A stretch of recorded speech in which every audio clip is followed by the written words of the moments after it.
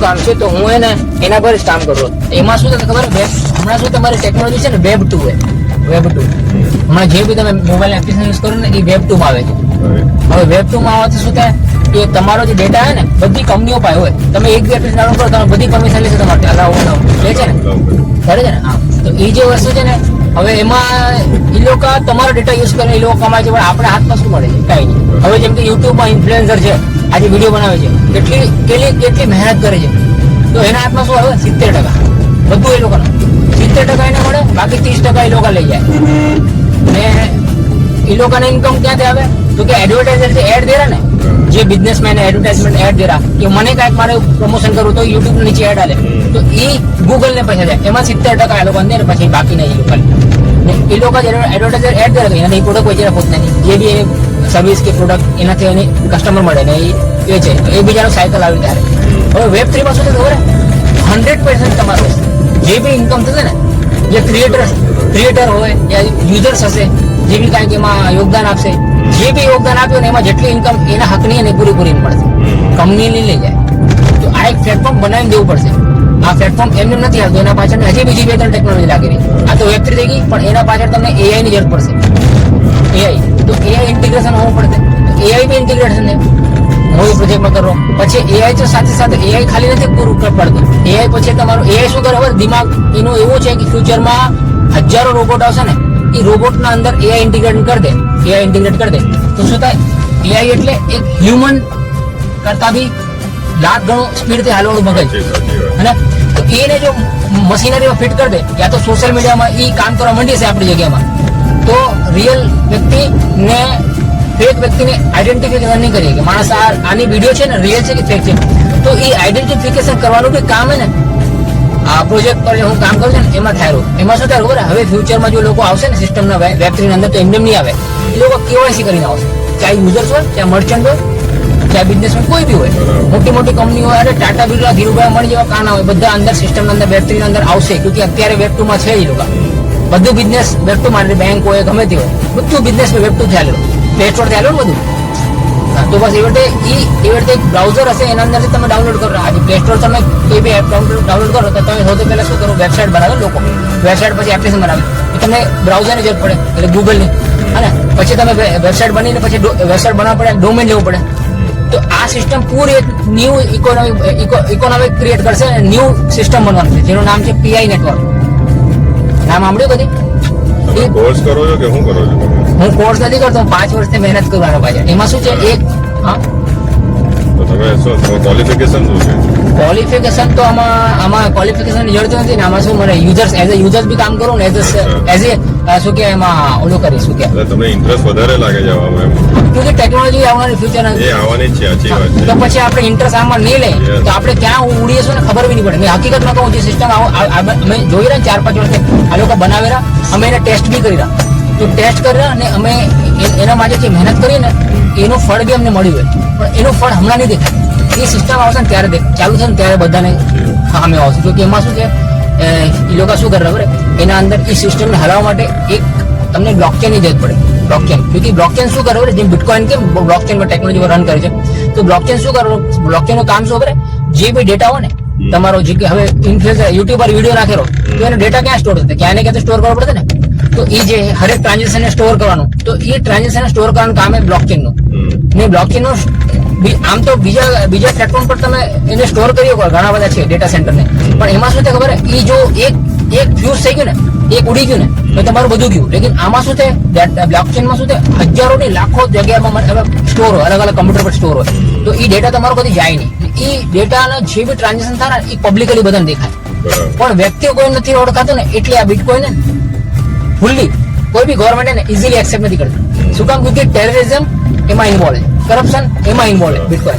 એનું કારણ આ અગર KYC થઈ જાય ને એના અંદર, પણ હવે થાય નહીં. ક્યોંકિ હવે થાય ને એનું કારણ શું? એ જે બનાવનાર વ્યક્તિ કોણ છે કે એને ખબર નથી, તો એમાં કેમ થાય? તો નવું ઇકોસિસ્ટમ બનાવવું પડશે.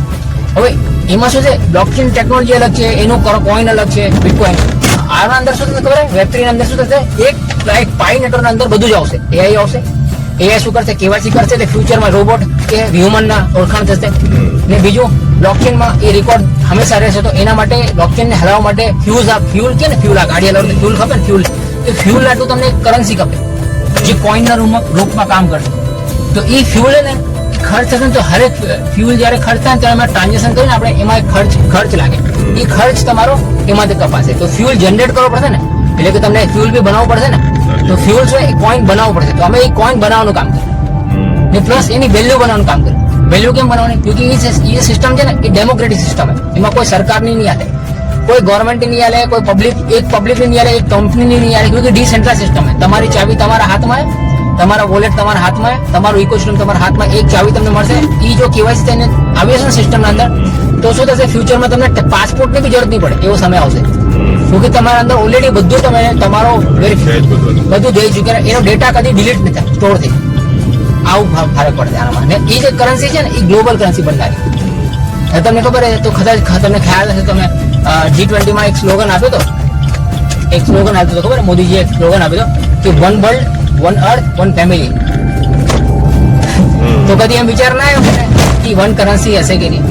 કદી વિચાર તો આવે ને. એના માટે જો હમણાં સરકાર જો થોડું આપણે જોઈએ ને, સરકાર તરફ કામ તરફ જે જોઈએ ને, તમને ખબર છે તમારી જે બેંક છે ને એના અંદર તમને એક ઓપ્શન દેખાશે, જેમ કે તમારી બેંક હોય કેનરા બેંક છે, તો તમે એમાં સર્ચ મારજો પ્લે સ્ટોર તમને દેખાશે કેનરા બેંક ઈ રૂપી એક્ઝામ્પલ દોરો, એના અંદર તમે ₹1 થઈને 2000 તક નોટ દેખાશે. હા, હવે ફ્યુચરમાં તમને નથી લાગતું કે નોટબંધી થઈ હશે? ફ્યુચરમાં નોટબંધી થવાની છે 100% ની 1000% થવાની. આ બહુ વર્ષ ટાઈમ નથી લાગવાનો, હવે 1-2 વર્ષ અંદર બધું થઈ જશે. નોટ જ નહીં, તમે જો 2000 ની નોટ જી 500 ની બી ધીરે ધીરે કમ થાય. મારા જેબમાં કેટલા ટાઈમ થઈ ગયા છે, 1 મહિના થયા 2-4 નોટ જ આવી 500 ની. નહીં તો પેલા રોજ આવતી 2000 ની બી હતી ને, ત્યારે 2000 ની કે લો, હવે તો બંધ થઈ ગઈ. ત્યારે 2000 ની બી લોકો દેવા 200-300 ભાડું 2000 નોટ નીકાળે, એ બંધ થઈ ગઈ. હવે 500 ની કાઢતા, હવે એ બંધ થઈ ગઈ. હવે 200 ની કે 100 ની આવે. હવે તો લગભગ એને એ બી નથી આવતી. હવે તો લગભગ એને 70% ટ્રાન્ઝેક્શન બધા ઓનલાઈન થશે બધું. આજે મેં QR કોડ લગાવી અહીંયા એમ. સાચી વાત છે. હા ને, તો અમે લોકો શું કર્યું એમાં એના અંદર એઝ અ મર્ચન્ટ બી, મર્ચન્ટ એટલે શું? મારો ટેક્સીનો બિઝનેસ છે ને, ત્યારે ટેક્સીનું કામ છે ને, તો એઝ અ મર્ચન્ટ બી હું એમાં જે ટ્રાન્ઝેક્શન થાય ને બાર્ટરિંગ, તો એ જે કોઈન અમે જનરેટ કરે ને એ કોઈન અમને એમને નથી મળતા.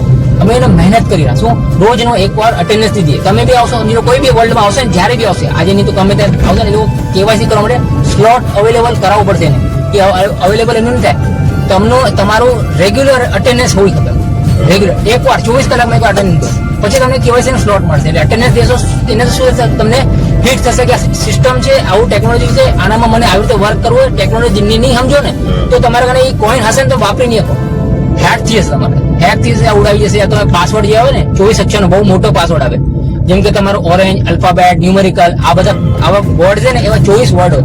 એ જ તમારી ચાવી, અને એના જ અંદર પૂરી દુનિયા આવશે. સોચો તો એ તમે જે ભૂલી ગયા તો બધું ગયું.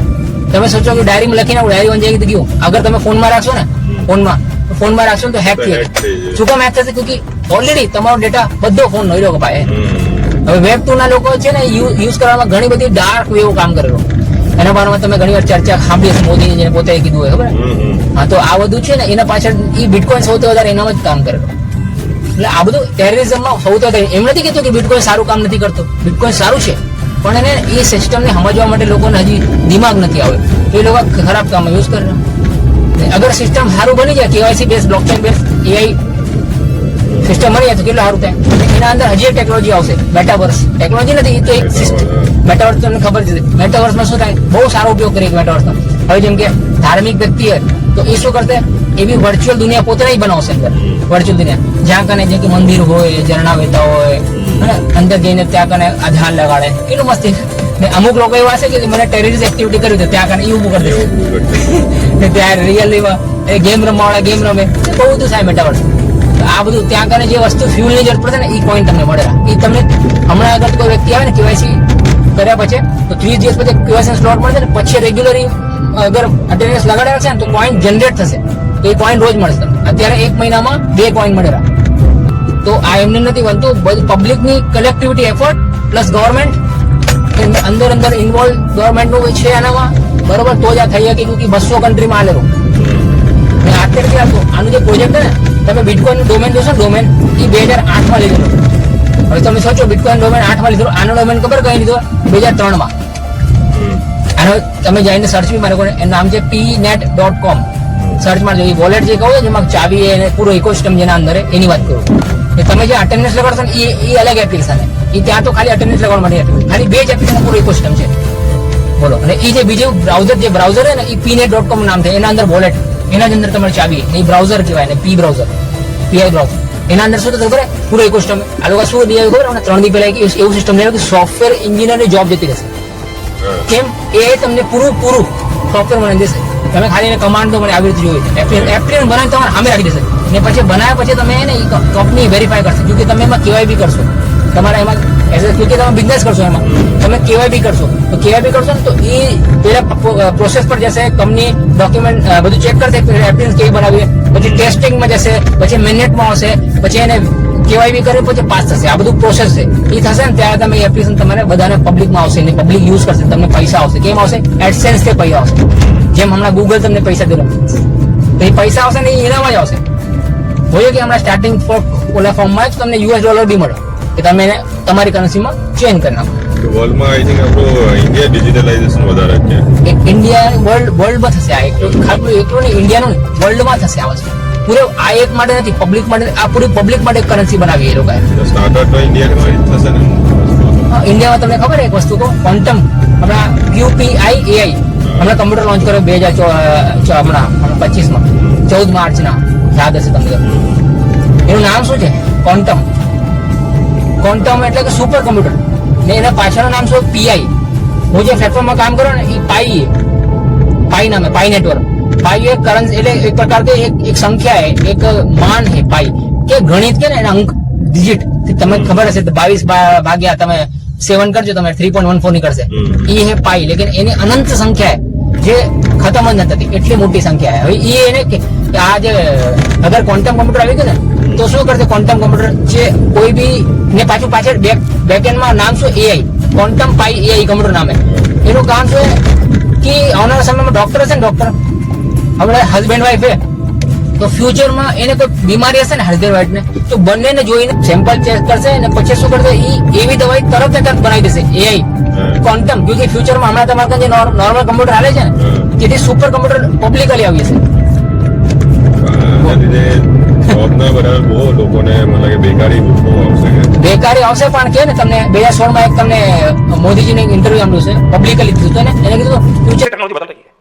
बहुत दूर का दिन नहीं होंगे जबकि आर्टिफिशियल इंटेलिजेंस डोमिनेट करेगा. आर्टिफिशियल इंटेलिजेंस का पूरा फील्ड पूरी मानव जात को ड्राइव करने वाला है. जॉब बचेगी कि नहीं बचेगी उसका डिबेट होगा. ड्राइवरलेस कार आएगी, आर्टिफिशियल इंटेलिजेंस से चलने वाली कार आने वाली है. ड्राइवर का क्या होगा? क्या आर्टिफिशियल इंटेलिजेंस आने के बाद भी जॉब क्रिएशन की संभावना है क्या? और जो इसके एक्सपर्ट हैं उनका कहना है कि आर्टिफिशियल इंटेलिजेंस के बाद जॉब क्रिएशन की भारी संभावना बढ़ने वाली है. पूरा विश्व एक नई सोच की ओर जाने वाला है. उसके लिए एक नई जनरेशन तैयार होने वाली है. यानी जगत कितनी तेजी से बदल रहा है, टेक्नोलॉजी मनुष्य को इस प्रकार से ड्राइव कर जा रहा है. अगर हम उसके साथ अपने आप को थोड़ा सा भी कोप अप नहीं रखेंगे तो फासला इतना बढ़ जाएगा कि फिर हम इतने इरेलेवेंट हो जाएंगे कि हमें कोई पूछेगा तक नहीं. ये अवस्था दूर नहीं है. કીધું કે એક્સપર્ટનું માનવું એવું હોય જો અગર પોતે પોતાને અંદર પોપઅપ કરશે ને એટલે કે ઇન્ટિગ્રેટ કરશે સિસ્ટમમાં સમજશું ને આવશું ને તો જોબ ક્રિએશનની સંભાવના વધી હશે ને રોજગાર બી વધશે. એટલે ખરેખર અમે લોકો આના અંદર આવી છે ને હું ટેક્સી ચલાવું ને પણ હું આજે આવું સિસ્ટમના અંદર હું 2014-15 થી મતલબ આ બધું જોઉં રહું આને ને પછી ઇન્વોલ્વ થયો 2019 થી.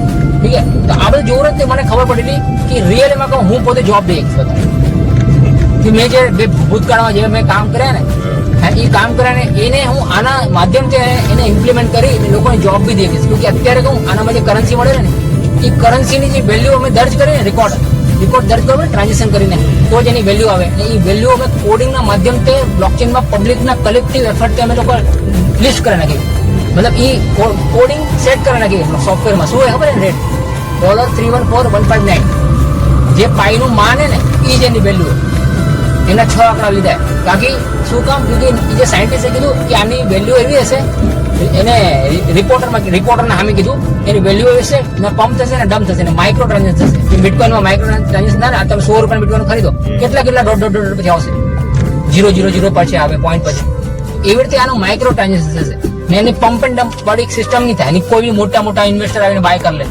હમણાં જો જેમ રેવડી મમરા ખરીદે ને માઇક્રો સેલર ને માઇક્રો સ્ટ્રેટેજી લોકો બિટકોઇન ખરીદી રહ્યા રોજના આજે હજારો બિટકોઇન ખરીદી લે યા વેચી બી દે લોકો. કેટલા બધા હોલ્ડ કરે છે લાખોમાં તો હોલ્ડ કરે.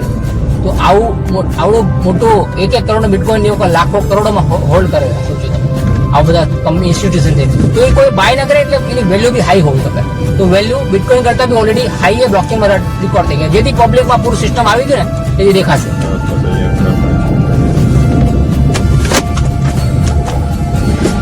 આની નોલેજ બી લોકોને હોવી ખબર ને, તે નોલેજ દેવાનું કામ કર્યું મેં. બહુ મોટું નોલેજ.